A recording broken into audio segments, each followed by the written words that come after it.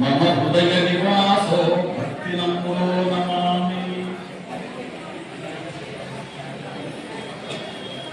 జయ గురుదత్త. జగద్గురువులు అవధూత భక్తపీఠాధిపతులు శ్రీ శ్రీ శ్రీ గణపతి సచ్చిదానంద స్వామి వారి పాదపద్మాలకు నమస్కారం. ఆ పరంపరలో మనందరినీ అనుగ్రహిస్తున్నటువంటి జగద్గురు శ్రీ శ్రీ శ్రీ దత్త విజయానంద తీర్థ స్వామి వారికి నమస్కారం.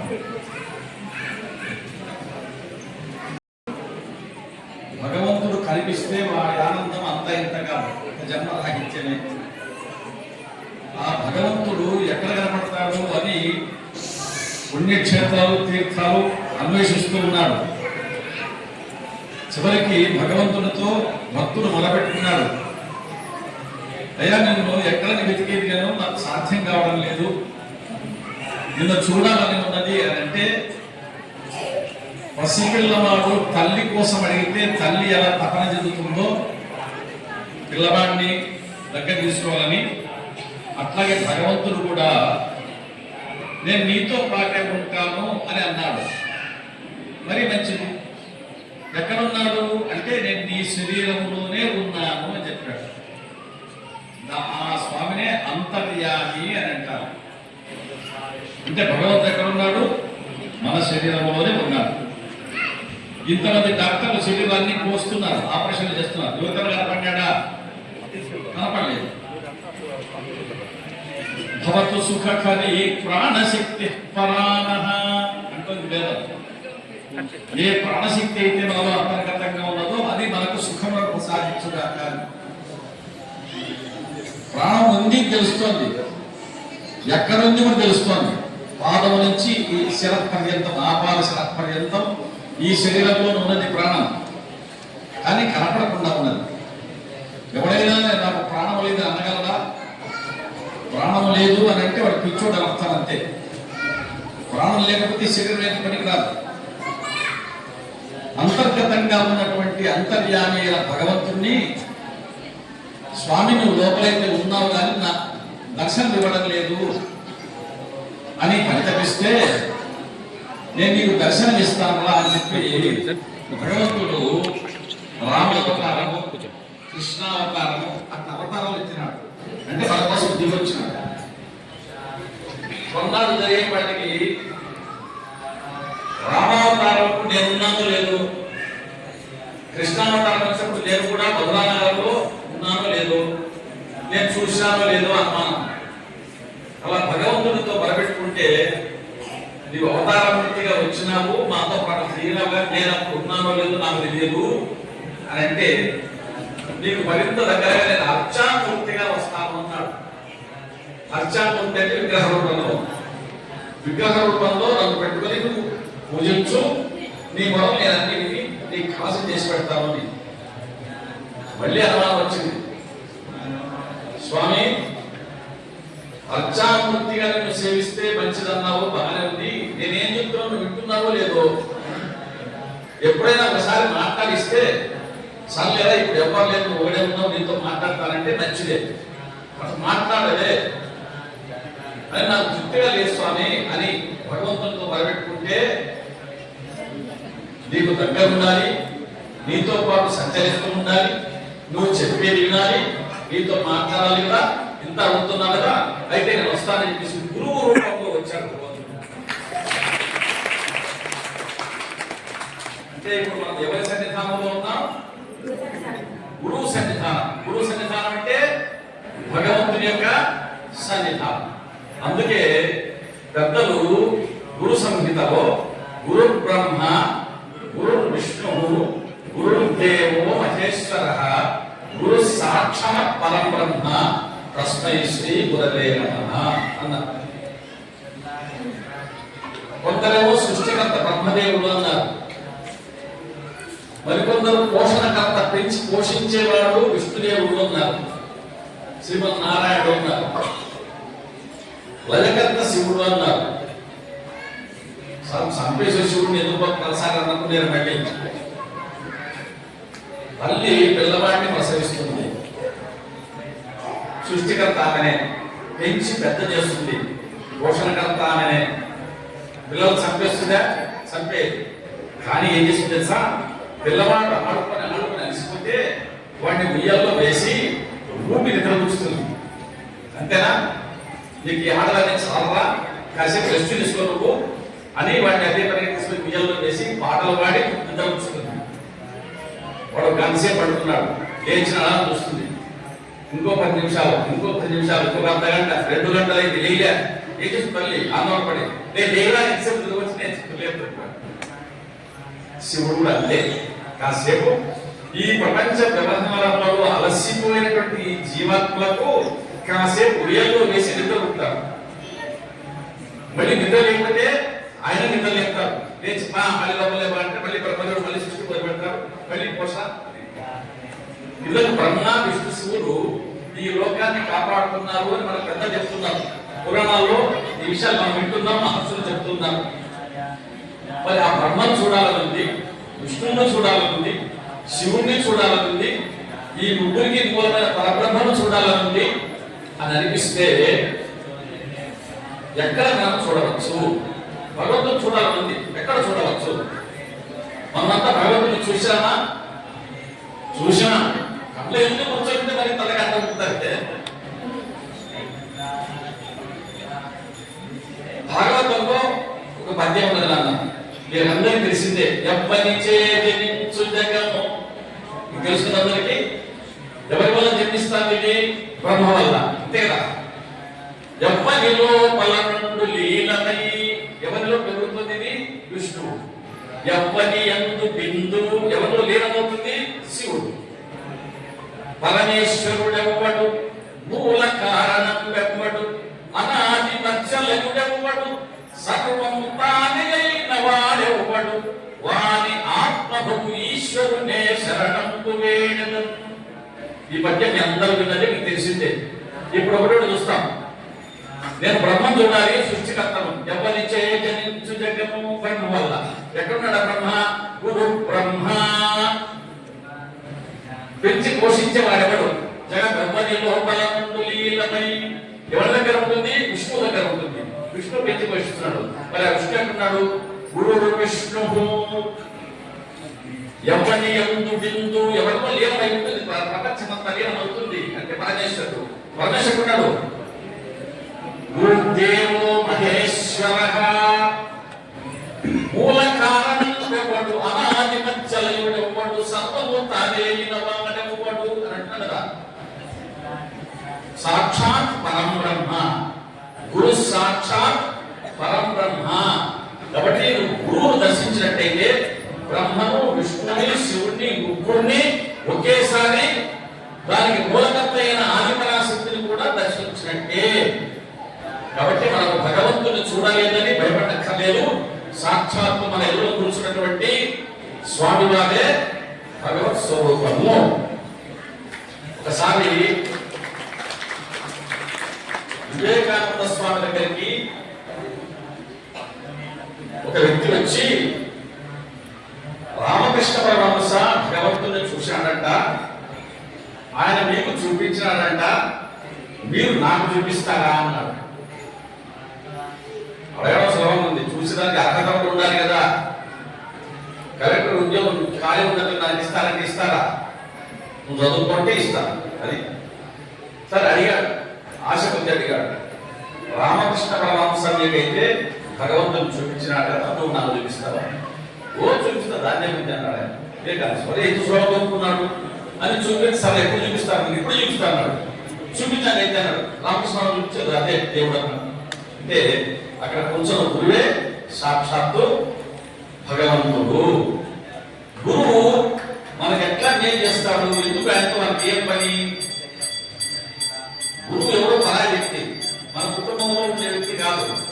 మనం ఎంతమంది ఇక్కడ చేరినా స్వామివారి దర్శనం అయితే చాలు, ఆయన ఎక్కడైనా ఒక్క మాట పలకరిస్తే శరీరం అంతా పులకరించిపోతుందంటే ఎక్కడో జన్మలో ప్రాణబంధం గుర్తుకొస్తుంది. మనకు మనస్సు ఆనంద ప్రకాశిపోతుంది. ఎందుకు ఇలా జరుగుతుంది? ఆయనకు మనకు ఏం సంబంధం అని ఒకసారి చూస్తే పరోపి హితవాన్ బంధుః బంధురప్యహిత పరగా అహితో దేహజో వ్యాధిః హితమారణ్యమౌషధం. మహర్షులు మనకు చక్కని ఉదాహరణ చెప్పారు. మనకు మన శరీరంతో సంబంధం ఉండి మనకు జన్మించిన పట్టుంటే మన వాళ్ళు అనుకుంటారు, వాళ్ళు మనకు పేరు చేస్తారు అనే ఆశ. తల్లిదండ్రులు చిన్న పిల్లలను ఎంత కష్టపడి పెంచుతారో పెంచిన వాళ్ళకే కష్టం తెలుస్తుంది. పెంచబడిన వాళ్ళు పట్టించుకోవడం లేదు, కానీ పెంచిన వాళ్ళు ఎంత శ్రమపడి పెంచుతారో తెలుస్తాం. ఇక్కడ ఒక్కొక్కసారి మనం పెంచిన వాళ్ళే మనకు ముప్పు చేసే అవకాశం ఉంది. శరీరం మీద ఇక్కడ కొంత పురుగు లేచిందనుకున్నాం, శరీరం మీద ఒక పురుగు లేచింది, దాని పుండు అంటారు. కానీ పెద్ద పుల్ల లాంటిది లేచింది రాకపోతే ఏమంటాడు, దీన్ని కోసి తీసేసేలా చెప్తాడు. సాక్షాత్ నా శరీరాన్ని పుట్టింది ఇది, నా శరీరం పెరుగుతుంది, దీన్ని కోసే ముందని పెట్టుకుంటామా, పుణ్యాత్మ నొప్పి తప్పలేకుండా మొదటి కోసేసేయంట కదా. అహితో దేహజో వ్యాధికి, ఈ శరీరానికి పుట్టినదైనా ఆ పురుగు అనేది మనకు హాని చేస్తున్నది కాబట్టి ఏం చేస్తాడు, డాక్టర్తో చెప్పి చికిత్స చేసి తీసేవాడు. కానీ దీనికి మందు వేయాలి. మందు ఎక్కడి నుంచి వస్తుందంటే హితమారణ్యమౌషధం, ఎక్కడో అడవిలో పుట్టి కలిగినటువంటి ఔషధం మొక్క, దాన్ని తెచ్చి దాన్నంతా దంచి రసం తయారు చేసి మనం ఆ పుండులంతా పూస్తున్నాం. పుండు నయమైపోతుంది. ఏనాడైనా మనం అడవికి వెళ్ళి ఆ ఔషధం మొక్కకు, మనకు మేలు చేసిన ఔషధం మొక్కకు నీళ్లు పోసినామా, ఎరువు వేసినామా, కంచె పెట్టినామా, కపలా ఉన్నామా, ఏమి లేదు, మనకేం సంబంధం లేదు. అయినా దాన్ని తెచ్చి నడిచి మన చేతి కూసుకుంటే మనకున్నటువంటి రోగం నయమైపోతుంది. హితం ఆరణ్యం ఔషధం, ఎక్కడో అరణ్యంలో పుట్టిన మొక్క, అది అరణ్యంలో పెరిగిన మొక్క నీకున్నటువంటి రోగాన్ని పోగొడుతుంది. అదో అట్లాంటి ఔషధం మొక్క లాంటి వాడు గురువు. ఆయన ఎక్కడో పుట్టి పెరిగాడు, కానీ అడుగడుగున మన అందరి క్షేమాన్ని ఆయన గమనిస్తున్నారు. మీరందరూ బాగుంటే ఆయన సంతోషం. ఏం సంబంధం? ఔషధ మొక్కకు మనిషికి ఏం సంబంధమో ఇది కూడా అదే సంబంధం. కాబట్టి అలాంటి గురువు గారి సన్నిధానంలో అమ్మవారి పూజా కార్యక్రమం జరుగుతుంది.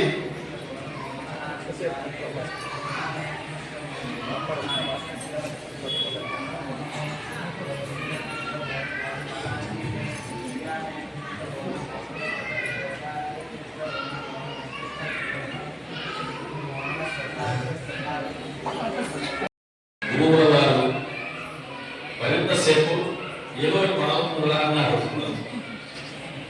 ఎంతో బింబకుని పలుకు ముచ్చట కూర్చునే కదా అంటారు పెద్దలు.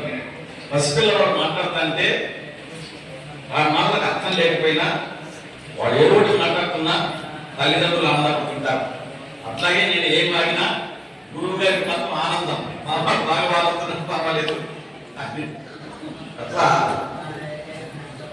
మనకు మాట్లాడాలన్నా ఉపరాటం చెప్తుంది, స్వామి ఆనందము రెండు పడుతుంది. గురువు యొక్క సన్నిధానంలో ఉండడం అనేది చాలా అదృష్టం. ఒక అయస్కాంతం ఉందనుకున్నాం పెద్దది. ఆ అయస్కాంతం ఇప్పుడు గణప సత్యనారాయణ స్వామీజీ ఉన్నారు, ఆయన ఒక పెద్ద అయస్కాంతం. ఆ అయస్కాంతానికి ఒక గుండుసూలు అనుకున్నాం, చిన్నది బాలస్వామి అనుకున్నాం. అలాంటి గుండుసూలు కలుసుకుంది. ఆ పెద్ద అయస్కాంతానికి గుండుసూలుకి కలుసుకుంది. గుండుసూలు ఏమవుతుందండి? కింద పడిపోతుందా? ఎందుకు పడిపోదు? పెద్ద అయస్కాంతం పట్టుకోవడమే కాదు, దీనికి అయస్కాంత శక్తిని ఇచ్చింది. ఇప్పుడు ఇంకో గుండుసూలు తీసుకున్నాం, అది నువ్వు నేను ఇంకో గుండుసూలి మనం తీసి అక్కడ తగిలిద్దాం. ఇట్లా కింద ఈ చిన్న గుండుసూలి దీన్ని పట్టుకుంటుందా లేదా? చెప్పండి, నేను చెప్పేది అర్థమవుతుందా? కింద గుండుసూలి పట్టుకుంటుందా లేదా? పట్టుకుంటుంది. అంటే పెద్ద స్వామి యొక్క ప్రభావం ఎంతవరకు వచ్చింది? చిన్న స్వామి దగ్గరికి బాలస్వామి దగ్గర నుంచి మన వరకు వచ్చింది. ఇప్పుడు మనల్ని ఎవరైనా కట్టున్నారు అనుకో వాడు కూడా అదే అంటే గురుదేవుల యొక్క అనుగ్రహం అనేది ప్రారంభం చేసినటువంటి గురువు స్వామివారు గణప సత్యానంద స్వామీజీ గురుదేవుల రూపాల దగ్గర నుంచి ప్రారంభమై బాలస్వామిలో నిండుకొని అక్కడి నుంచి ఆ నిండినటువంటి అయస్కాంత శక్తి మనము దగ్గరికి వెళ్ళడం వల్ల ఆయన సన్నిధానంలో కూర్చోడం వల్ల మనం కూడా అయస్కాంతాలుగా మారుతున్నాము. మనమంతా అయస్కాంతాలు మారుతున్నాం. సో మనం కూడా అదే పద్ధతిలో గురువు గారు ఎలా పూజలు చేస్తున్నారో, ఎలా నియమనిష్టలతో జీవిస్తున్నారో ఎంతో కొంత మనము కూడా ప్రయత్నం చేస్తే ఆ గురువు మీద గురి నిలిపి మనస్సు నిలిపి నువ్వు లలితా సహస్రం చెప్పు, విష్ణు సహస్రం చెప్పు, శివ సహస్రం చెప్పు, ఏ నామ ఉచ్చారణ చేసినా నీవు ఆ వెనక ఉన్నటువంటి గురుదేవుణ్ణి మనసులో పెట్టుకొని చెప్పినట్టయితే సాక్షాత్తు అక్కడ ఉన్నటువంటి లలితామ్మ వారు మనల్ని ఆదేశిస్తుంది. అది బయటకు తెలియదు కానీ ఎప్పుడు బయటపడుతుందంటే ఉన్నట్టుండి మన నోటి నుంచి ఒక మాట వస్తుంది. ఆ పిల్లలకు సంతానం కలగదంటే ఎందుకు ఆలోచిస్తాము, ఈసారి కలుగుతుందిలే అని అంటే గుడికి తమాషా అంటారు. కానీ అమ్మాయికి ఆ సంవత్సరం కొడుకు ఉంటారు. అప్పుడు అమ్మాయి ఉంటుంది దాని సంతానం కలుగుతుంది. అదో అక్క నేను సంతానం కలుగుతాను చెప్పింది, అప్పుడు ఏం నాకు నీ ప్రయత్నం లేదు. కానీ మేము కలిగించిన శక్తి ఏదో లోపల ఉంది. ఆ శక్తి ఎక్కడి నుంచి వచ్చింది నీకు? ఈ గురువుని ఆశ్రయించడం వల్ల వచ్చింది. అది సత్యం. కాబట్టి గురువు వల్ల సాక్షాత్తు భగవంతుని సన్నిధానంలో మనము సమస్తమైన జీవన విధానాన్ని పరిణితి చెంది పరిపక్వమైనట్టు తెలుసుకొని హాయిగా జీవించవచ్చు. మీ దగ్గర ఇప్పుడు అందరి దగ్గర సెల్ ఫోన్ ఉన్నాయి, మీ దగ్గర సెల్ ఫోన్ ఉంది. ఇక్కడ కూర్చున్నటువంటి అమరసింహ ఒక ఫోన్ తెచ్చాడు. స్వామి ఇది 40,000 రూపాయల ఫోన్ అని చెప్పాడు. నచ్చింది ఆయన, బాగుంది అని. నేను మొట్టమొదటి మీతో మాట్లాడించాలనుకుంటున్నాను దీంట్లో అన్నాడు. మంచిది, అలాగే మాట్లాడదాం. సరే నా నంబర్ చెప్తాను కొట్టుదాంతో ఇంకా దీంట్లో సిమ్ కార్డ్ వేసుకోవాలి అన్నాడు. వేసుకున్నాను నాన్న అన్నాడు. కూర్చోండి మీ సిమ్ కార్డ్ వేసుకొచ్చాడు. అమరసింహుడికి ఉన్నటువంటి భక్తి, గౌరవము, అభిమానము చాలా ప్రీతి పాత్రము, అదంతా అభినందనీయం. సిమ్ కార్డ్ వేసుకొచ్చాను. సరే నాన్న సిమ్ కార్డ్ వేసుకొచ్చా నంబర్ చెప్తాను కొంటున్నాను. దీంట్లో బ్యాలెన్స్ వేసుకోవాలి అన్న. బ్యాలెన్స్ వేసుకోవాలా? బ్యాలెన్స్ వేసుకొచ్చాను. ఇప్పుడు సిమ్ కార్డ్ ఉంది, బ్యాలెన్స్ ఉంది, పర్లేదు. రైట్, నేను నంబర్ కొట్టి చెప్తాను కొంటున్నాను.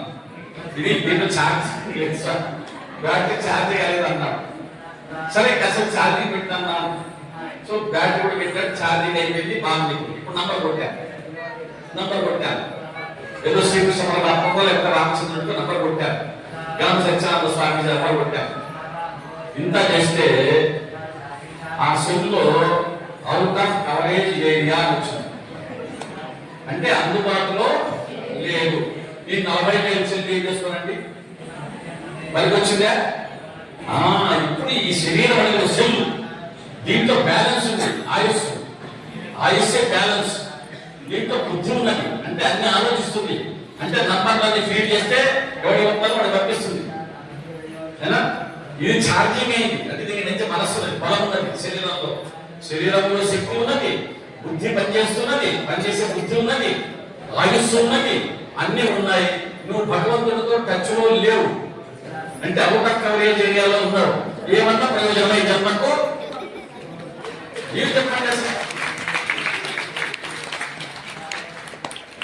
కాబట్టి మనం ఇప్పుడు కూడా భగవంతుడికి అవుట్ ఆఫ్ కవరేజ్ ఏరియాలో ఉండకూడదు అని మనం నిర్ణయించుకున్న సంగనే.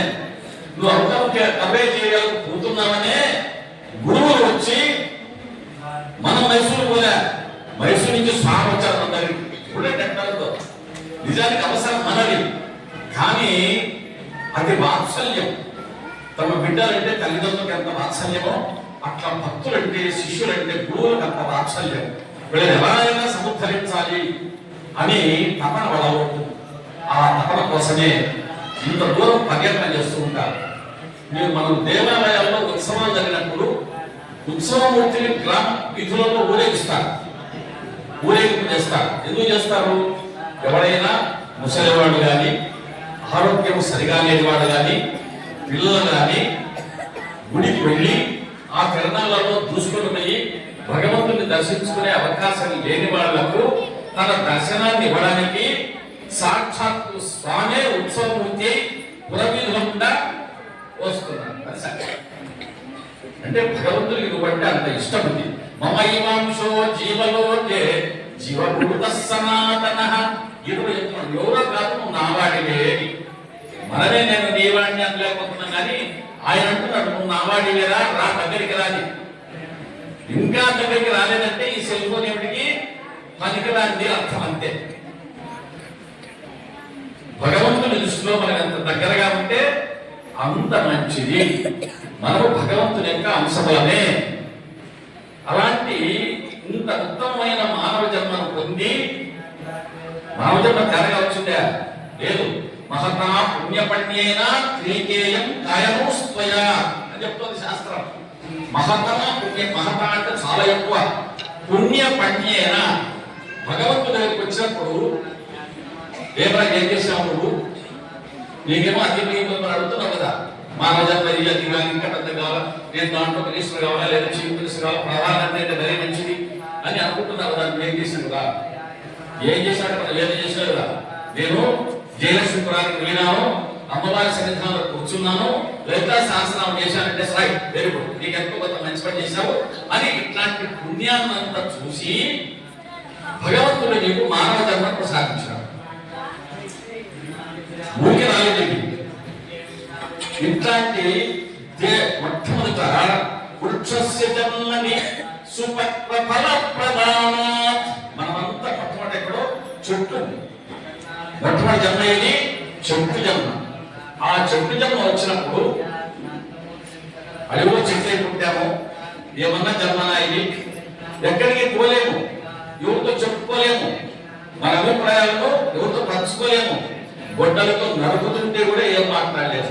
ఏమన్నా జన్మనా ఇది, ఇట్లాంటి జన్మ నాకు వద్దు అని చెట్టు ఏం చేస్తుంటే సుపక్వ ఫల ప్రదానాత్. మామిడి చెట్టు అనుకోండి, మంచి మంచి పండ్లు మనుషులకు పశుపక్షాలకు అందరు తినడానికి దొరికేస్తుంది.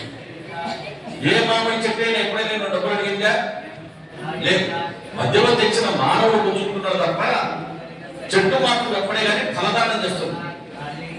ఫలదానం చేస్తే వ్యక్తి ఫలం మనోరథ ఫలం అని. ఫలదానం చేస్తే ఇప్పుడు స్వామి దగ్గరకు వచ్చినప్పుడు ఫలము పుష్పము తీసుకొని వస్తాం కదా, పత్రం ఏదో ఒకటి. ఒకసారి అనంతపురంలో స్వామీజీ వచ్చి కూర్చున్నారు, క్యూలో జనమంతా ఉన్నారు.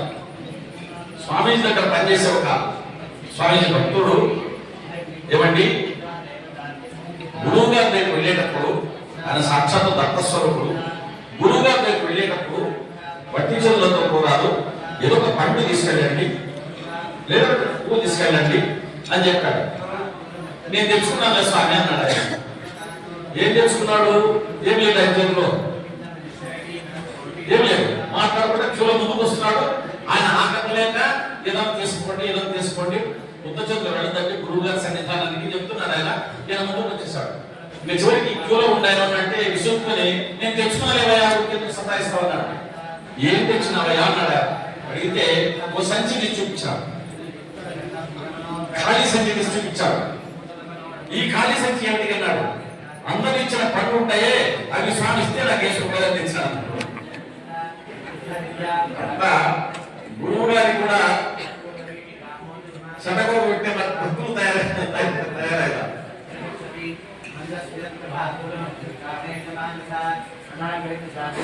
గురు సన్నిధానంలో స్వామి స్పర్శన దీక్ష, వాగ్దీక్ష, అలాగే దృష్టి దుర్దీక్ష అనే దీక్షను ప్రయోగిస్తారు.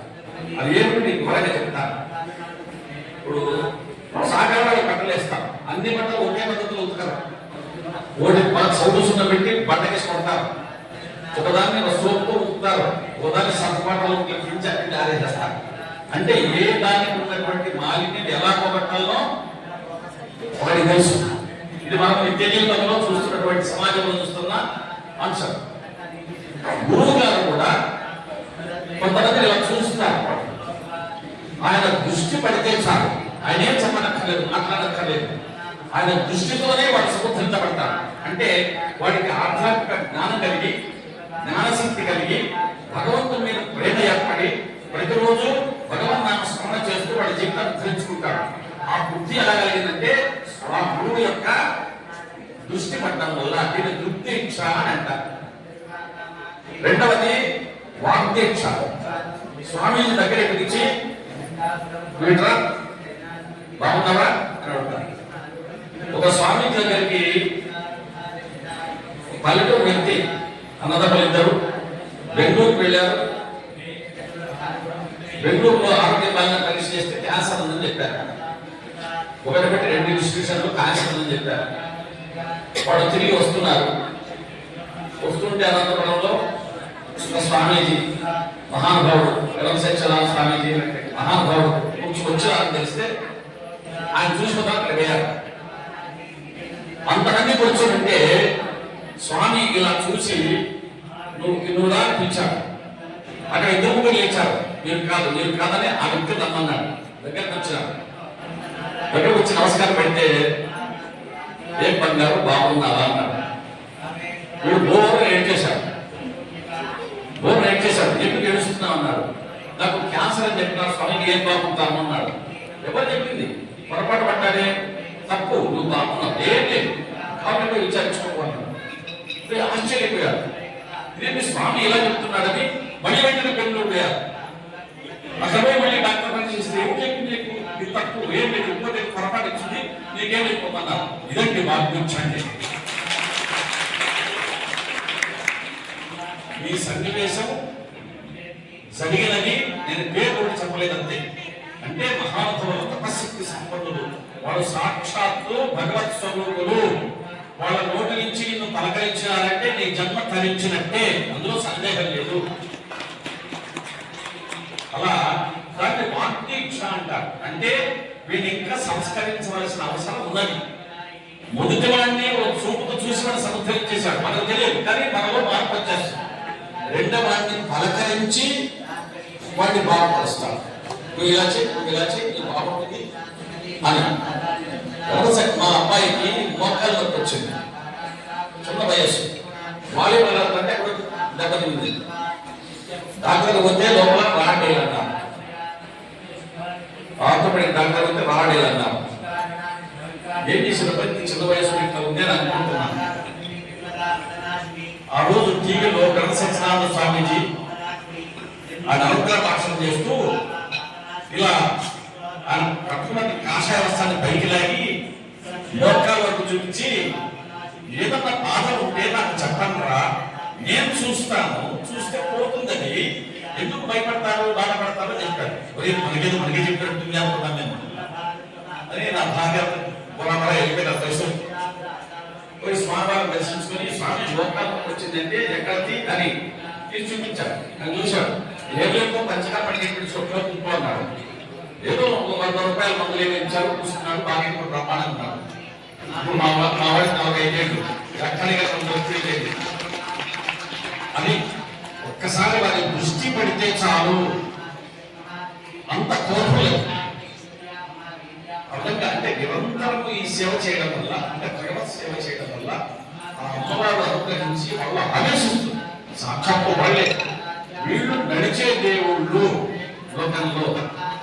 దృగ్దీక్ష, వాగ్దీక్ష, మూడో స్పర్శాదీక్ష. స్పర్శాదీక్ష అంటే తాకుతారు. గణపతి సత్యనారాయణ స్వామీజీ చిన్నతనంలో అమ్మ జయలక్ష్మి మాత ఇక్కడ ఊళ్ళో ఉండేటువంటి ఆంజనేయ స్వామి దేవాలయానికి శివరాత్రి రోజు కొడుకుని తీసుకొని వెళ్ళి అక్కడ ఆంజనేయ స్వామిని కూర్చోబెట్టి ఆమె తాను సాధించినటువంటి శ్రీ విద్య మహాత్మ్యాన్నంతా, తపశక్తినంతా కొడుకు శిరస్సు మీద చేయి పెట్టి అతని మొత్తం ధార కోసం.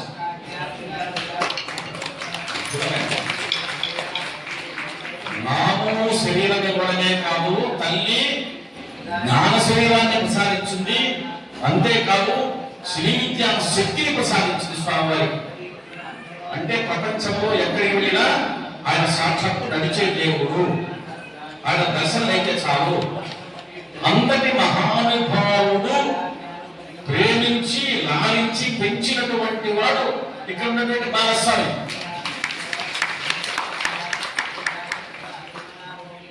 ఒక పర్యాయము రామకృష్ణ పరమహంస దగ్గరికి నరేంద్ర వివేకానంద స్వామి వెళ్ళినాడు. వివేకానంద స్వామి మొదటి పేరు నరేంద్రుడు. కొత్తగా ఈ నరేంద్రుడికి అంటే వివేకానంద స్వామికి దేవుడు ఉంటే చూద్దాము అనే ఆలోచన.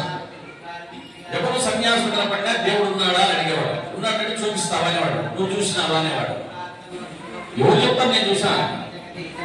రవీంద్రనాథ్ ఠాగూర్ ఆయన దగ్గరికి వెళ్ళాడు. ఆయన మహర్షిని పేరు వెళ్ళి దేవుడు ఉన్నాడా అని అడిగాడు. ఉన్నాడు బాబు అని చెప్పాడు. మీరు చూసారా అన్నాడు. ఆయన చూడటం లేదు, ఉనికేయాడు. నాకు చూపిస్తారా అన్నాడు. ఏమో చూపిస్తాడు ఆయన చూడకపోతే కాకపోమన్నాడు. రామకృష్ణ పరమహంస అనేవాడు దక్షిణేశ్వరంలో కాళికా ఆలయంలో ఒక యోగి ఉన్నాడు, కొంద చెప్పాడు. పిచ్చోడు ఉన్నాడు, కొంద చెప్పాడు. పిచ్చోడైతే చూసుకుందాము, యోగి అయితే మనకు దేవుడు చూపిస్తాడు చూద్దామని వచ్చాడు. నరేంద్రుడు ఆశ్రమం అడుగుపెడుతున్నట్టుగానే నరేంద్రుడు వచ్చాడు, పిలిచని చెప్పాడు రామకృష్ణ పరమహంస. దగ్గర నరేంద్ర నాకు కూర్చో అన్నాడు. ఆశ్చర్యపోయాడు. నా పేరు నేను ఎవరు చెప్పారు ఇంత లోపల, నేను ఎవరితో మాట్లాడలేదే ఆశ్రమంలోకి వచ్చి అని. స్వామి నా పేరు మీకైతే తెలుసు అన్నాడు. చెబుతాను కూర్చో అన్నాడు. మీరు దేవుడిని చూసినారా అన్నాడు. చూసామన్నాడు. నాకు చూపిస్తారా అన్నాడు. ఓ చూపిస్తానన్నాడు. ఇప్పుడు ఇంకొక అన్నాడు చెప్పినవాడు అవ్వలేడు. ఆశ్చర్యపోయి మొదటి చెప్పండి నా పేరు నీకు ఎట్లా తెలిసింది అని అన్నాడు. అయితే నువ్వు గురువు, నేను శిష్యుణ్ణి, శిష్యుని గురువుపై వెలిగిపోతుంది అన్నాడు. ఇప్పుడు మనము చరిత్రలో చదువుకునేది ఏంటంటే రామకృష్ణ పరమహంస గురువు, వివేకానంద స్వామి శిష్యుడు చదువుకుంటున్నాం. కానీ రామకృష్ణ పరమహంస చెప్పింది ఏంటంటే, ఆయన చెప్పింది వివేకానంద స్వామి గురువు, రామకృష్ణ పరమహంసే శిష్యుడు. గత జన్మలో మనమిద్దరూ స్వర్గలోకంలో ఉన్నప్పుడు ఈ లోకంలో సనాతన ధర్మం, భారతీయ సనాతన ధర్మం కుంటుపడిపోతుంది. దీన్ని అర్థం చేసుకోలేక పాశ్చాత్య వ్యామోహంతో ప్రజలంతా కూడా విదేశాలకు దృష్టి పెడుతున్నారు. దీన్ని సరిదిద్దాలి అని గురువుగా మీరు నాకు చెప్పారు. మంచిది గురువు గారు, అదే పని చేద్దాము అని అన్నాడు. అంటే నువ్వు వెళ్ళాలి ముందు, నేను వస్తాను వెనకాలన్నారు. నన్ను ముందు పంపించారు. నేను వచ్చి అమ్మవారి దగ్గర పాలింపవమ్మ, అమ్మవారి సన్నిధానంలో కూర్చొని పాలింపవమ్మ తత్పాద పంకేరుహాయ మధుసేవనాసక్త భృంగగతి చంకృతేరత్తు కాళికా నయన పతన పూర్వానంద బాష్పాభిషేక కలితగా విందులు కాళికా భక్తి లలితల కాంతమాలా బద్ధనంజగల శోభన చిందు కాళికా తీవ్ర సంతాప తమస భాస్కర మృత్యువీవు బహువిఘ్న జలజంతు భయదగ్ని తరణ మహితోడు పంపీమూనత నీరసన ప్రణిజింపికాభీల పాటలగ్గితుల కనమనలాక్షి సంకాశమై పూత శీతలాశీర్వచ సిద్ధిమై మంజులాకి మంజుల మౌనమ్మ నీ కరుణ గిరియ గ్రగిరియ క్షీరవాచినిగా భయటింపక జయవాచ గజ్జనని. నేనేమో చిలక పలుకులు పలికినట్టు అప్పుడు ఆయన చేసిన ప్రార్థన తెలుగులో మీరు చెప్పారు. ఆయన ఎంతగా ప్రార్థన చేసేటాడు మీరు ఆలోచన. రామకృష్ణ పరమహంసతో సాక్షాత్తు అమ్మవారు దగ్గర కూర్చొని మాట్లాడారు. నువ్వు నమ్మినా నమ్మకపోయినా ఇది జరిగిన సత్యం. అందుకే ఒక నరేంద్రుడే కాదు, లోకంలో ఎవరు చిన్నప్పుడు వీడికి పెళ్లి చేస్తే సరిపోతుంది, కిచ్చుకు చూసుకుంటే ఫలానా ఊళ్ళో శారదాని అమ్మాయి ఉంటే అమ్మాయిని అమ్మాయి అని చెప్పాడు. తల్లిదండ్రులు అవునా కాదా విచారించాం. అప్పుడు శారదమ్మకి 5 ఏళ్ళు. అమ్మాయి పిల్లవాడిని పెళ్లి చేసుకుంటాడు, ఓ చేసుకుంటామని చెప్పింది అమ్మాయి. విచారణ సార్ చేసేది. ఇది చరిత్రలో జరిగిన సత్యం. కాబట్టి రామకృష్ణ పరమహంస నేను శిష్యుణ్ణి, నన్ను ముందు వెళ్ళబట్టే వచ్చినాను. వచ్చి ఏం చేస్తున్నా, అమ్మవారి యొక్క శక్తిని సంపాదిస్తున్నా. ఇదంతా నీకు ఇస్తా. నీవు ప్రపంచమంతా పర్యటించి ఈ సనాతన ధర్మాన్ని ప్రచారం చేసి సముద్ధరించవలసిన బాధ్యత నీవే చెప్పాడు. మన ఇంట్లో కోళ్ళ విసరాయి చెప్పాడు కదా. వీటి ఇప్పటికి మిక్సీ వస్తే విసరాయి అంటే తెలియ పరిస్థితి వచ్చింది. విసరాయి అంటే కింద వరాయి ఉంటుంది, పైన వరాయి తిరిగి తిరుగుతుంది. దాంట్లో జొన్నలు ఎవరి పిండి పెట్టి వస్తాను. అది ఇప్పుడు రామకృష్ణ కింద ఉండే రాయి అదే కానీ రాదు, పైన ఉండే రాయి తిరిగినా తిరుగుతుంది. అక్కడ వివేకానంద ప్రపంచంతో ప్రయోగం చేశారు. అంటే రామకృష్ణ పరమహంస అక్కడ ఉన్నటువంటి కాళికామాతను పూజించడం వల్ల, అమ్మవారిని ధ్యానించడం వల్ల, సేవించడం వల్ల ఆయన ప్రపంచమంతా పర్యటించి సనాతన ధర్మాన్ని స్థాపించగలిగిన మహానుభావుడైన వివేకానంద స్వామికి కావలసిన శక్తిని ఇవ్వగలిగారు. అలాగే ఇది నేను చెప్పిన చరిత్రలో ఉదాహరణ. ఇక్కడ స్వామివారు శ్రీచక్రార్చన చేస్తున్నారు. ఒక పూట వ్యవహారం కాదు ఇది. ఈ శ్రీచక్రార్చన చేస్తున్న వల్ల శ్రీచక్ర సంచారిణి యొక్క అమ్మవారి యొక్క అవగాహానికి పాత్రమైన ఈ స్వామి ఆయన అక్కడ కూర్చొని మనల్ని తయారు చేసి ప్రపంచమంతా తిరిగి అమ్మవారి యొక్క మహాత్మ్యాన్ని చెప్పగలిగే స్థాయికి మనలందరూ తయారు చేస్తారు. అదే ఈనాడు జయలక్ష్మి మాత అమ్మవారి సన్నిధానంలో జరుగుతున్న శ్రీచక్రార్చన సాక్షాత్తు అమ్మవారికి జరుగుతున్న శ్రీచక్రార్చన నిజంగా ఆ తల్లి ఎంత తపశక్తి సంపన్నురాలు. చిన్న ఇంట్లో ఇల్లు అలుగుతున్నా, వంట చేస్తున్నా, బట్టలు ఉతుకుతున్నా, ఏ పని చేస్తున్నా నిరంతరము భగవచ్చింత ఒక తపస్సు. అలా తపస్సు చేసింది. ఈనాడు జగద్గురువుగా ప్రసిద్ధికెక్కినటువంటి గణప సచ్చిదానంద స్వామిజీ అంతటి వ్యక్తిని ప్రసవించింది అంటే ఆ ఎంత గొప్పదో మీరు ఆలోచించాలి. అలాంటి అమ్మవారి సన్నిధానంలో బాలస్వామి వారు శ్రీచక్ర సంచారిని అమ్మవారి పూజా కార్యక్రమాలు చేస్తున్నారు. భగవంతుడికి మనకు చేతనైనది సమర్పించడము, దాన్ని అర్చన అంటారు. ఇప్పుడు అర్చన చేస్తున్నారు అంటే ఏం సమర్పిస్తున్నారు? పత్రం, పుష్పం, ఫలం, తోయం, పసుపు, కుంకుమ, అక్షతలు, హారతి అవన్నీ చేస్తారు కదా. ఇవన్నీ అర్చన రూపంలో అందిస్తుంది. మనం అందిస్తే భగవంతునికి ఆయన చిన్నాన్ని మనం అందిస్తే దాన్ని అర్చన అంటారు. అర్చన చేసి ఊరుకుంటున్నామా? పూర్తి కావడం లేదు. మళ్ళీ మనం ప్రార్థన చేస్తున్నాం అంటే మాకు ఇది ప్రసాదించు. అక్కడ మాత్రం పత్రం, పుష్పం, పవపోయం ఏమే ప్రత్యాప్రయించండి నాకు ఇవ్వరా, నేను తీసుకుంటానంటే మనం ఏం చేస్తున్నాం? ఇచ్చినట్టు ఇచ్చి శ్రీకృష్ణార్పణ వస్తువుని అక్షంతలు ఎదుగుతారు. స్వామి చెప్తారు శ్రీకృష్ణార్పణ వస్తువుని అక్షంతలు ఎదుగుతున్నాం, శ్రీకృష్ణార్పణ వస్తువు అంటున్నాం. నేను ప్రతి నెల 40 రోజులు పూజ చేస్తే స్వామి నాకు లాటరీ టికెట్ కూడా జరగలే అని మళ్ళీ అంటే ఉత్తుత్తది స్వామి సమర్పణించింది నిజమైంది కాదు. ఉత్తుత్త సమర్పణ ఉంటుంది. అక్షంతలు నీళ్ళు కదా, కానీ లోపల మాత్రం సంపాదించుకోవాలని ఉన్నది. ఇది పనికిరా. ఆయన తెలుసు ఏది వల్ల తెలుసు. ఎవరి పాత్ర ఎంత ఉంటే సముద్రంలో ముంచినా చెండు ముంచితే చెండు నీళ్ళే, కుండ ముంచితే కుండ నీళ్ళే, అంతే. ఆ విధంగా భగవంతుడు ఎప్పుడే కానీ నాకు ఈయన కొరద్దు, నీవు ఆయనను ప్రార్థన చేస్తూ నిన్ను చూసుకునే బాధ్యత ఆయన చేస్తాడు. మీరు కోడిని చూడండి, పిల్లలు ఉంటాయి. ఎక్కడైనా గట్ట ఆయన యువతున్నట్టు కనిపిస్తే పిల్లలంటే అక్కడక్కడ పరిస్థితి వస్తాయి. ఇది రెక్కల కింద దాచిపెట్టుకుంటుంది. అంటే గట్ట ఒకవేళ వస్తే కూడా పిల్లలు కాకుండా ఎగిరి తంతుంది, ఎదిరిస్తుంది. గద్దం తన పిల్లలను కాపాడుకుంటుంది. భగవంతుని సృష్టిలో ఒక కోడి పిల్లలను కాపాడుకుంటుంటే భగవంతుడు భక్తులను కాపాడుకోడా, గురువు శిష్యులను కాపాడుకోడా, భక్తులను కాపాడుకోడా. మనకి విశ్వాసం ఉండాలి, ఆయన సేవ చేయాలి. గురువు సేవ చేస్తే కూడా బ్రహ్మ విష్ణు మహేశ్వరుడు మూలశక్తి అయిన పరాశక్తి కూడా ఆనందిస్తుంది. ఇది మనం తెలుసుకోవాల్సినటువంటి అంశం. ప్రధానంగా ఇంతమందికి చేరుకోవడం అనేది గురువు యొక్క దృష్టి పడితే తప్ప ఇక్కడికి చేరుకోలేదు. దేవాలయానికి భార్య భర్త ఇద్దరు స్కూటర్లో వస్తారు. ఆయన ఆమె దిగుతుంది, పూలపుట్ట తీసుకొని గుళ్ళేకి వస్తుంది. ఏమో స్కూటర్ స్టాండ్ చేసి నిలబెడదామని ఉంటారు.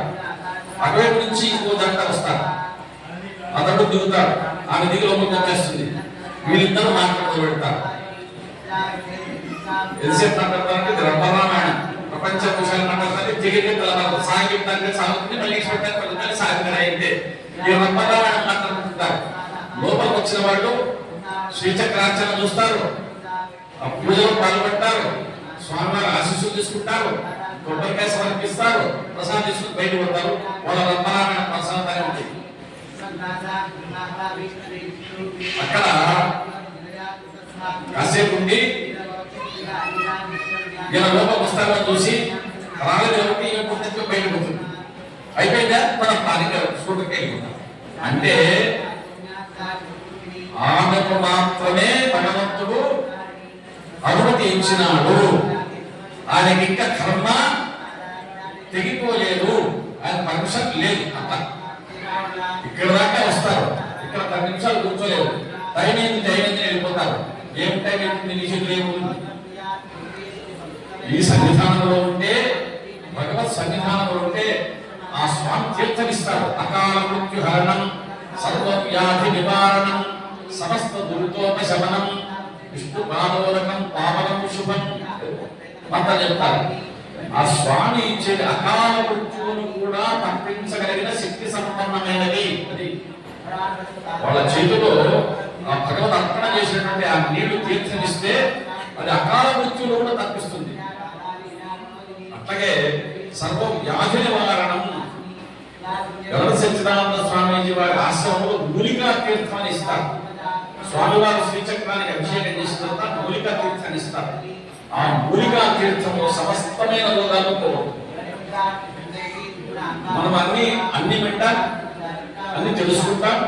మైసూరు పోము, ఆయన ఉన్నాము, అది డాక్టర్ పోతాము.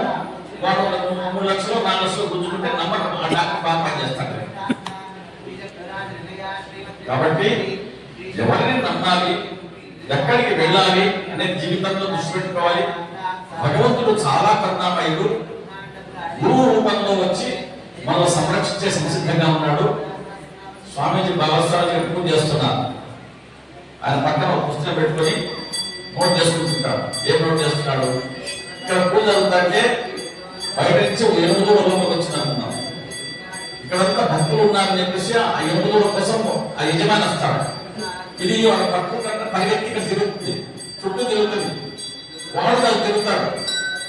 బాలస్వామి 2 చూస్తాడు. ప్రదక్షిణం చేసిన 8 పుణ్యఫలమే, దాన్ని పట్టుకుని దిగినటువంటి వీళ్ళు కూడా ప్రదక్షిణ చేశాడు, పుణ్యఫలం రాసేస్తారు. అదే అంటే ఉద్దేశపూర్వకంగా కాకపోయినా నిజం కూడా పుణ్యఫలాన్ని ప్రసాదిస్తారు. అట్లా గురుదేవులు అనంతమైనటువంటి కరుణామూర్తి, నిర్వ్యాజమైన నీ నుంచి ఏమీ పడదు, నిర్వ్యాజమైనటువంటి దయ కలవారు. అలాంటి గురువు సన్నివేశంలో సన్నిధానంలో ఇప్పుడు గడపడం అనేది చాలా అదృష్టంగా భావిస్తున్నాం. అందరూ కూడా జయ గురుదత్త, శ్రీ గురుదత్త, జయ గురుదత్త, స్వస్తి.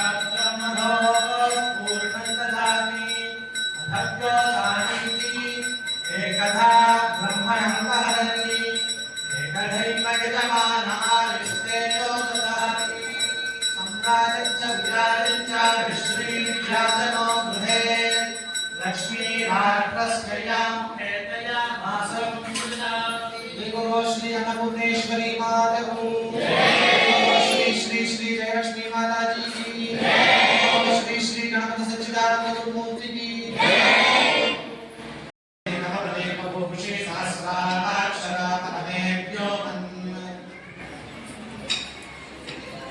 गुरुपुरा चपटी जयलक्ष्मी नमस्तेस्तु जयते भाग्यनाशिनी नमस्तेस्तु विशालाक्षी दुरितं मे विनाशया जयलक्ष्मी जगन्माता जगदेका वसुप्रदा सच्चिदानंद सद्रूपा जगत्यानंद दायिनी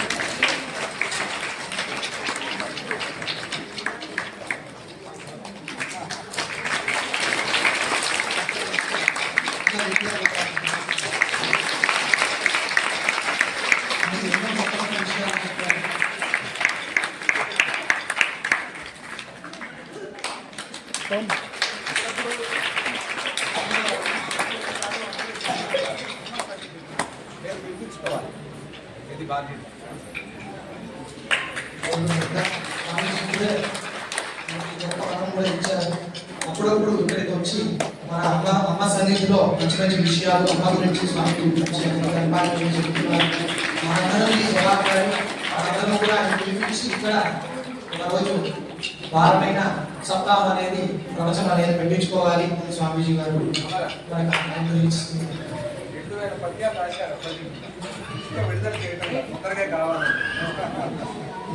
స్వామీజీ వారు ఆయనకి గొప్ప అనుగ్రహించారు. 2000 పద్యాలు రాశారు. అది ఇంకా ఉద్ఘాటన కాలేదు కాబట్టి తొందరలోనే అవ్వాలి అని పరమ గురువు సన్నిధిలో మనందరం కూడా ప్రార్థన చేసుకొని ఆ పద్యాన్ని చదువుదామని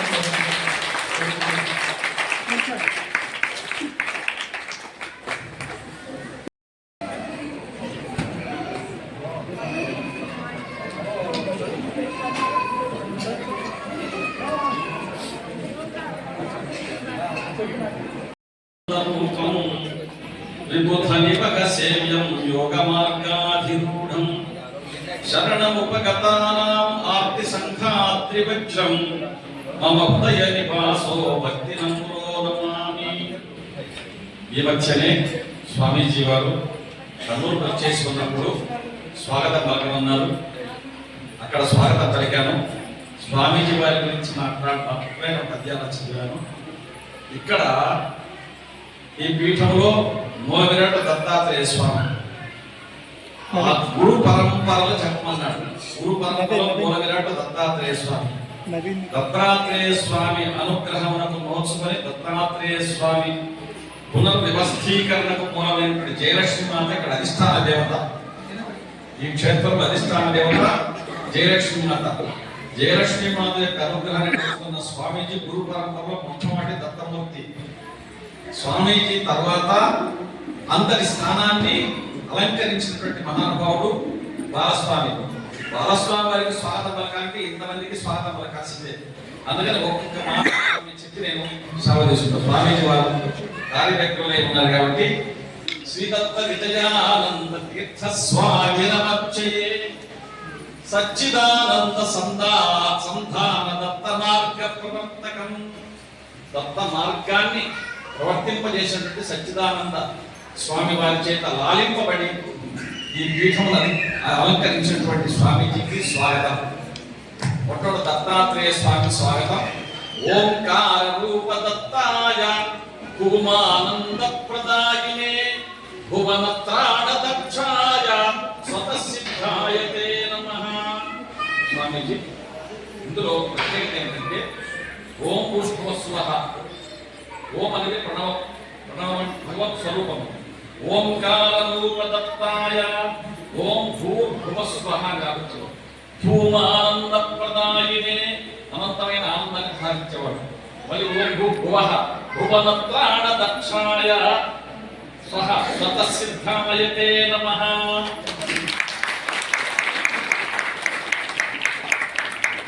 ఓంకార స్వరూపుడైన దత్తాత్రేయ స్వామి ఓం భూః భువః స్వః అని వేద మంత్రముల యొక్క 3 వేదముల యొక్క మంత్రములతో స్తోత్రం చేస్తే ఫలితం వస్తుందో ఆ ఫలితం వచ్చే శ్లోకం ఇక్కడ రాసి స్వామివారి ముందు వినిపించారు. ఇక క్షేత్ర అధిష్టాన దేవత జయలక్ష్మి మాత. జయలక్ష్మీ జగన్మాత జప యోగ స్వరూపిణి జగద్గురోః సవిత్రి త్వం జయం లక్ష్మీం ప్రయచ్చమే. జయలక్ష్మీ మాతను ఎవరైతే సేవిస్తారో వాళ్లకు జయము లక్ష్మీ ప్రసన్నత రెండు సమకూరుతాయి. ఇక్కడ ఆంజనేయ స్వామి సన్నిధానంలో అమ్మవారు స్వామివారికి గర్భసత్యనారాయణ స్వామి వారికి దర్శనమిచ్చిన తీరు నేను రాసినటువంటి కావ్యంలో పద్యాన్ని వినిపిస్తున్నాను. బ్రహ్మాండ కర్పరో పరిభాగ పర్యాప్త పద పద్మ మంజీర పటలితోడ. అమ్మవారు రాజరాజేశ్వరి స్వరూపిణిగా సాక్షాత్కరించింది. ఆ రాజరాజేశ్వరి ఎలా ఉన్నదంటే ఆ పాదాలు బ్రహ్మాండ కర్పరో పరిభాగ పర్యాప్త పద పద్మ మంజీర పటలితోడ. అమ్మవారు పాదముల యందు మంజీరములు వేసుకున్నది అందెలు. ఆ అందెలు ఎక్కడున్నాయంటే ఈ మొత్తం బ్రహ్మాండమైనటువంటి ఆ గుండ్రంగా ఉండేటువంటి భూమండలంలో ఆ పైభాగంలో కనిపిస్తున్నాయి అమ్మవారి పాదాలు. ఇంకా ఆ పైన ధగ ధగ ధగిత రత్నస్యూత కంచుక కౌశేయ పరధాన కలలతోడ. ఆ పైన అమ్మవారు బ్రహ్మాండమైనటువంటి బంగారు రంగులో కలిగినటువంటి పీతాంబరాలు ధరించున్నది. ఆ తర్వాత అక్వనదను కింకిణి కలిత కాంచీదామ నిరుపమ చంద్ర ఖంటికలతోడ. అమ్మవారు వడ్డాణం పెట్టుకుంది.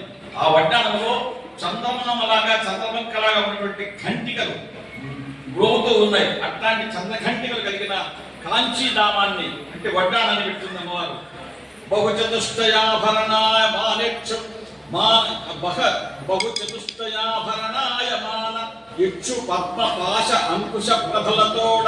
అమ్మవారి చేతిలో చెరుకు గడ అలాగే పద్మము పాశము అంకుశము ఇది తీసుకున్నది.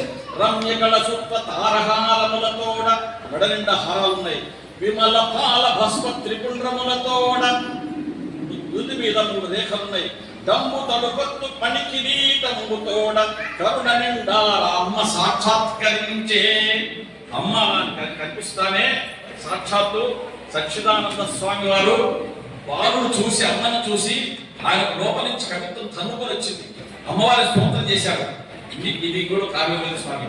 నీవు మహాకాళివి, నీవు మహాలక్ష్మివి, నీవు మహావాణివి, నీవు మాయవు, నీవు మహేంద్రాణివి, నీవు అపరాజితవు, నీవు రాధాదేవివి, నీవు లలితవు, నీవు బాలాదేవివి, నీవు బారాహివి, శ్రీరాజ రాజేశ్వరివియు నీవ, నీవు సంధ్యాదేవి, నీవు శ్రీ విద్యవు, నీవు గాయత్రివి, నీవు విధివి, నీవు కానిదేవున్నది నిఖిల జగతి, నీకు అభిన్నాంశమును నేను నిజముగాను అద్వైత సిద్ధి. నన్ను దరిదర్ప విచ్చేసినాద తల్లి, శరణు త్రైలోక్య జనయిత్రి, శరణు శరణు. అమ్మవారిని నమస్కారం పెట్టుకొని నువ్వు నాకే తల్లి కాదు, జగత్తు సమస్తమైన జగత్తులకు నీవే తల్లివి అని అమ్మవారిని స్తోత్రం చేసినటువంటి ఆ గణప సచ్చిదానంద స్వామి వారిని ఒక గురువుగా ఎలా చూస్తున్నాం మనము అంటే,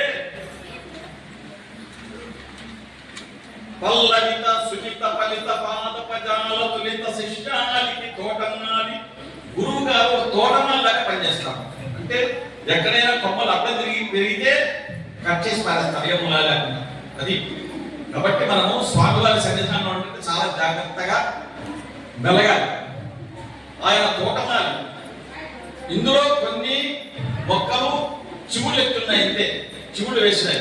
మరికొన్ని పూలు పూసాయి, మరికొన్ని ఫలాలు కాచినాయి.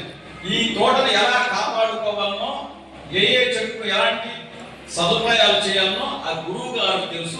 ఆయన అట్లా తోటమాలిలాగా ఉన్నాడు. అండపిండముల గుండియ గుడి దివ్య అసలు రూపును చూపు అర్చకుండు. ఆయన సాక్షాత్తు జగన్మాత సన్నిధానంలో అర్చకుడు. ప్రతి గుండెలో ఎక్కడెక్కడ భగవంతుడు ఉన్నాడో ఆయన చూసి చూపించగలిగినటువంటి సమర్థత గలవాడు మహానుభావుడు. హృదయ క్షేత్రము పదను పరీక్షించి జ్ఞాన బీజము నాటు కర్షకుండు. ఆయన వ్యవసాయదారుడు. ఎవరెవరి హృదయ క్షేత్రములు పరిపక్వమై ఉన్నాయో, వ్యవసాయానికి సంసిద్ధంగా ఉన్నాయో, ఆ హృదయాల్లో జ్ఞానం అనేటువంటి బీజాన్ని నాటేటువంటి కర్షకుడు. గత జన్మ సంచిత కర్మ ఫలాజ్ఞ అజ్ఞాన జాడ్యము మాంపు భీషక్వరుండు. ఆయన వైద్యుడు.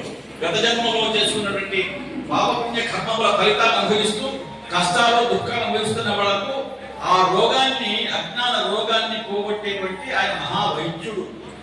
పగటి రవి కన్న రేగల వంక కన్న భిన్న ఏకాకృతిని వెలుగుచున్న గురుడు. ఏకాకృతిగా వెలిగే భగవత్ స్వరూపుడే ఈ గురుడు. చలకు గురువులకు గురువు శ్రీ గణపతి సచ్చిదానంద దత్తుడు. సన్నుతిట్టు జగద్గురువే కాదు, గురువులకే గురువు. అట్లాంటి స్వామికి స్వాగతం, నమస్కారం. ఇక పక్కనే నరహరి వ్యక్తి గారు, ఏమరా అన్యాయం చేస్తున్నావు, జయలక్ష్మి మాత్రం పొగుడుతున్నావు, పొగిడినా బాగానే ఉంది, కొడుకు సచ్చిదానంద స్వామి పొగిడినా బాగానే ఉంది, నన్ను పట్టించుకోలేదేమరా అని స్వామి పెట్టి రాత్రి ఎంట పెడతావు. అందుకని అడిగిన మనికి అందినంత వసంగి. తెలుగు పద్యాలంటే ఇష్టం. తెలుగు పద్యాలు అడిగిన వానికి అందినంత సంగి ఆత్మతృప్తిని కంచు ఆత్మ హృదయుడు. అక్షర లక్షము అవ్యాకృత జపమును కవింపజాలిన కర్ణయోగి. గోదానమును బట్టి గూడు చేరకముందే దానము చేసిన త్యాగశీలి. మునుపు పౌరోహిత్యమున వచ్చిన పదార్థము ఆతులకిగిన నిర్వ్యాజ కర్ణుడు. అతడు జయలక్ష్మి వెచ్చిన అందగాడు.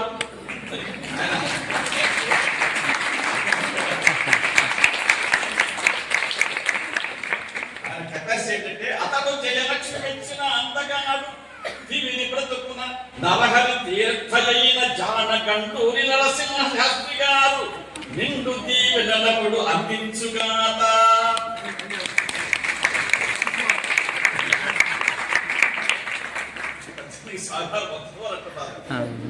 నరసింహ శాస్త్రి గారు గోళాశంకర్.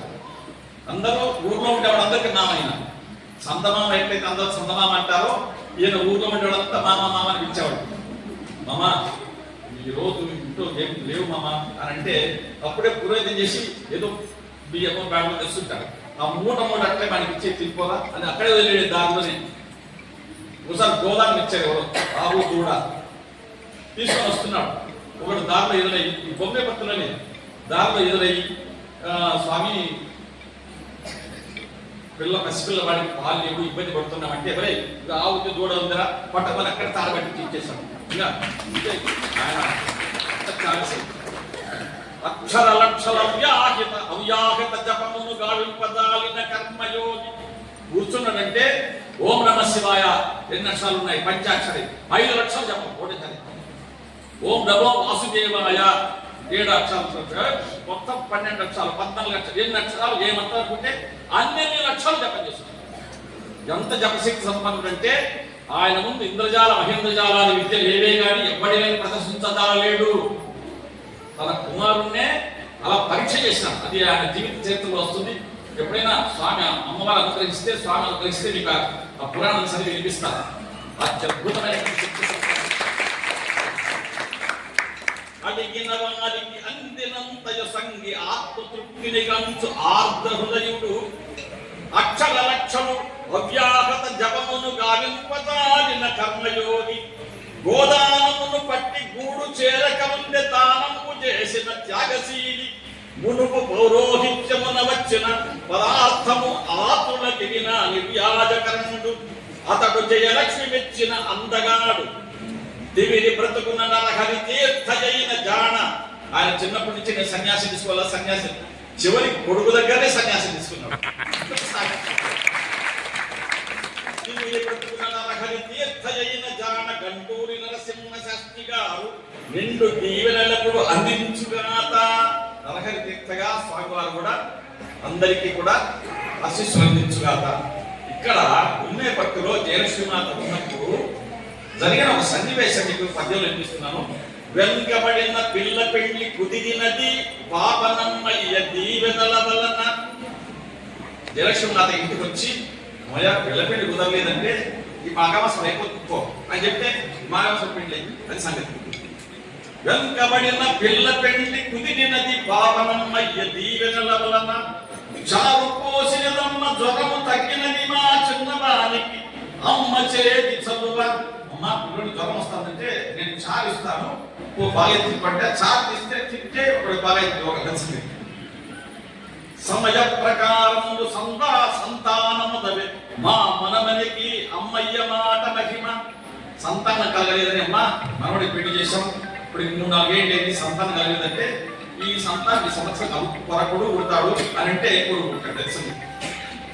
చిక్కులో పడ్డ మా చిన్న వ్యాపారము గట్టుకెక్కినది అమ్మ కరుణ వలన అని తలంచి బొమ్మే భక్తి అమ్మలక్కలు ఒకరికొకరంత జయలక్ష్మి యోగశక్తి గుర్చి చర్చించుకొను భక్తులుగా మారి అమ్మ దేవతయని కొనియాడిరపుడు.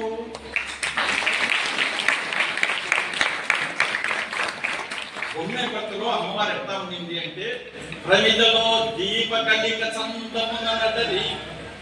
ప్రమిదలో నూనె పోసి ఒత్తి వేస్తే ఆ ఒత్తి వల్ల ప్రమిదికే కాదు మొత్తం ఆ ప్రాంతానికి అంత వెలుగు వస్తుంది. అట్లా బొమ్మే భక్తికి ఈ రోజు ప్రపంచ స్థాయిలో వెలుగు వచ్చిందంటే అమ్మ ప్రమిదలో ఒక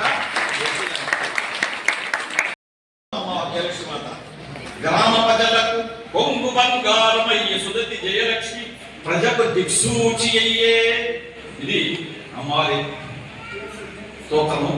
ఇప్పుడు ముఖ్యంగా ఇంకా దత్తాత్రేయ స్వామి అయిపోయింది, జయలక్ష్మీమాత అయిపోయింది, మహాతీర్థ అయిపోయింది, సత్యనారాయణ స్వామి అయిపోయింది. ఇప్పుడు శ్రీ దత్త విజయానంద తీర్థ కదా స్వామిజీ పేరు. శ్రీ దత్త చెప్పేశాను, విజయానంద జయానందంతో జయలక్ష్మీమాత గురించి చెప్పాను, ఆనంద సచ్చిదానంద గురించి చెప్పేశాను, శ్రీలక్ష్మి శ్రీ దత్త విజయానంద తీర్థ మరణ తీర్థ గురించి చెప్పేశాను. ఇక మిగిలింది స్వామి గురించి చెప్పిస్తాను. నీ సన్నిధికి వచ్చి నిలిచి దండము పెట్టకలదు కోరిక కాళ్ళు కలసి రాము. మైసూరు పోయిన స్వామి దర్శించుకుని రావాలనిపిస్తుంది. ఎక్కడో తల్లిపోయి కారణంతో అని నేను కూకెట్టుకున్నాను. అంటే ప్రారంభ కర్మ ఇంకా వదిలిపెట్టడం లేదన్నమాట. అది ఇంకా పక్కన ఉంచుతాను. నేను ముందు పోతానంటే 3 అడుగులు ముందు పోతే అది 8 అడుగులు నేను ఉంచుతాను. నీ సన్నిధికి వచ్చి నిలిచి తండము పెట్ట కలదు కోరిక కమడ్డు కలసిరాను. నీ రూపమును లోన నిలిపి ధ్యానింపగా కలదు కోరిక బుద్ధి కలసిరాదు. నీ మాట చెవిపెట్టి నెమది వేసుకొనంగ చెప్పినట్టు వినవు. అంతరింద్రియ నిగ్రహం అసలే లేదు. కట్టి కుదిపెడు ప్రారంధ కర్మ స్వామి నన్ను నడుపు దత్త విజయానంద తీర్థ.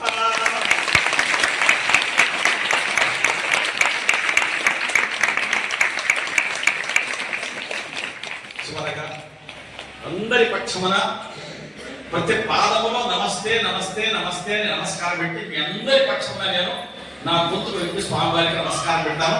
మీ అందరూ కలిసి స్వామివారికి నమస్కారం పెట్టినట్టే, చేతులు జోడు నమస్కారం పెట్టినట్టే. సలమిత శ్రీచక్ర సంచారిణీ దయాభాగ్య ధౌరేయ తుభ్యం శ్రేయోస్తు. ఇంతదాకా మీరు శ్రీచక్ర అమ్మవారి అర్చన చూశారు, అమ్మవారికి పూజ చేశారు. సలలిత శ్రీచక్ర సంచారిణీ దయాభాగ్య ధౌరేయ తుభ్యం శ్రేయోస్తు. సతత వేదాభ్యాస సాధన సంక్రాంత పరిపూత రసన తుభ్యం ప్రియోస్తు. ఎల్లప్పుడూ కూడా వేదమంత్రాలు వల్లించడం వల్ల నాలుకకు అత్యద్భుతమైనటువంటి శక్తి ప్రసాదిస్తుంది అమ్మవారు. ఆ వేద మంత్రం యొక్క బలం అంత గొప్పదన్నమాట. ఎప్పుడు వేదాభ్యాస వేద మంత్రాభ్యాసం చేయడం వల్ల పరిపూత రసన నాలుక చాలా పవిత్రమైంది. వారు ఏం చెప్తే చదువు అంతే. అట్లాంటి స్వామి నీకు ప్రియోస్తు. భక్త సంచయ సమభ్యర్చిత నిజ పాద పాదుకా విభవ. భక్తులంతా వచ్చి మీ పాదములకు పూజ చేస్తున్నారు. మీ పాదములకు కాదు, మీ పాదుకలు దొరికినా అవే చాలని పూజ చేస్తున్నారు. అట్లా పాద పద్మములు పాదుకలు విభవం కలిగినట్టు నమోస్తు. ఆశ్రిత జన దుఃఖ హరణ క్రియాశయ హృదయాబ్జ తుభ్యాభ్యుదయమస్తు. ధ్యాన సంధాన నిపుణ తుభ్యం నమోస్తు. భక్త పరిరక్ష దక్ష తుభ్యం జయోస్తు.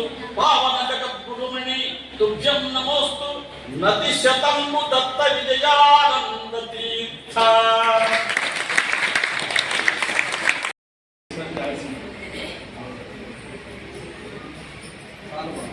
స్వామిజీ ఆశీర్వచనం కావాలి.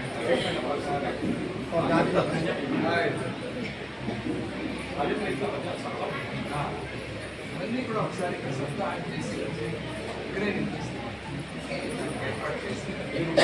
ఏముందా ఒక చాతుర్మాసి